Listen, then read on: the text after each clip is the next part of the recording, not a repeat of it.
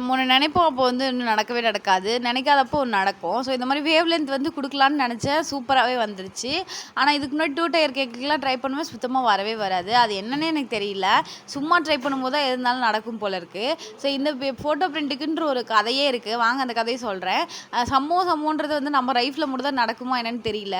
அப்படி என்னமோ சம்பவம் நடந்துச்சுன்னு தானே கேட்குறீங்க. வாங்க சொல்கிறேன். போன டைம் வந்து சொல்லியிருப்பேன், மலையில் வண்டி வந்து பெட்ரோல் இல்லாமல் நின்றுச்சு அப்படின்னு. ஒரு சின்ன விஷயம் தான். ஸோ வந்து பெட்ரோல் போட்டுக்கிட்ட உடனே நம்ம கிளம்பி போயிடலாம். இது வந்து நான் எடுக்கவே இல்லை பிரிண்ட் அவுட்டு.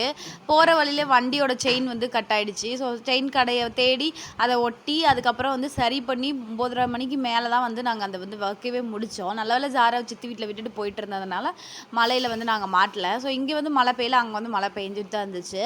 ஸோ அவசரமாக இந்த கேக் ஆர்டர் வந்து எடுத்துட்டு நான் பண்ணியிருந்தேன். முந்தின நாள் நைட் கொடுத்துருந்தாங்க, அடுத்த நாள் மார்னிங்கே வந்து நான் கம்ப்ளீட் பண்ணி கொடுத்துட்டேன். அது வீடியோ பிடிச்சிருக்குன்னு நினைக்கிறேன். லைக் பண்ணிக்கோங்க, ஷேர் பண்ணிக்கோங்க, அப்படி சப்ஸ்கிரைப் பண்ணிக்கோங்க. டாட்டா பாய்.